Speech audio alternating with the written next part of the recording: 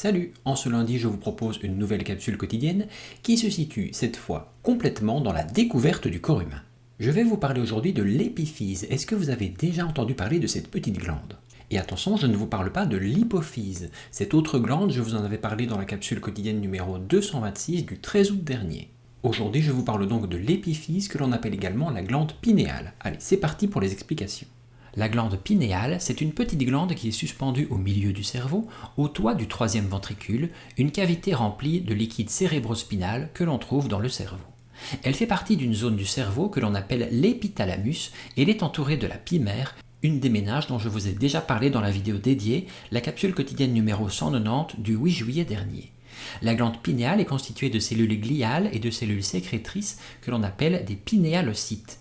La glande pinéale est innervée par des fibres nerveuses issues du ganglion cervical supérieur. Le rôle de la glande pinéale reste assez obscur même si son anatomie est connue depuis longtemps. On sait que la glande pinéale sécrète la mélatonine. Et oui, encore un lien avec une autre vidéo parce que je vous ai déjà parlé de la mélatonine. C'était dans la capsule quotidienne numéro 214 du 1er août dernier. La mélatonine, elle est libérée lorsque le corps humain est plongé dans l'obscurité et sa sécrétion est inhibée lorsque l'organisme est exposé à une lumière intense. La lumière qui pénètre dans l'œil stimule les photorécepteurs que vous trouvez dans la rétine. Ces photorécepteurs envoient des influx nerveux au noyau suprachiasmatique, un noyau particulier de l'hypothalamus.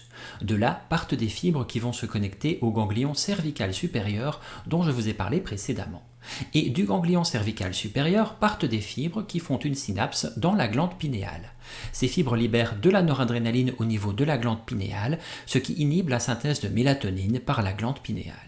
La lumière exerce donc un contrôle négatif sur la glande pinéale. Et lorsque la lumière diminue, la rétine envoie moins d'influx, forcément, ce qui diminue la libération au final de noradrénaline au niveau de la glande pinéale et ce qui provoque donc finalement la libération de mélatonine qui favorise la somnolence. Et c'est ainsi que fonctionne le fameux rythme biologique. C'est aussi pour cette raison que la plupart des animaux dorment la nuit et vivent le jour. Voilà, j'espère qu'aujourd'hui à nouveau vous aurez appris quelque chose de nouveau sur le corps humain. J'espère que cette vidéo vous a plu. On se retrouve quoi qu'il en soit dès demain pour une prochaine capsule quotidienne. Salut!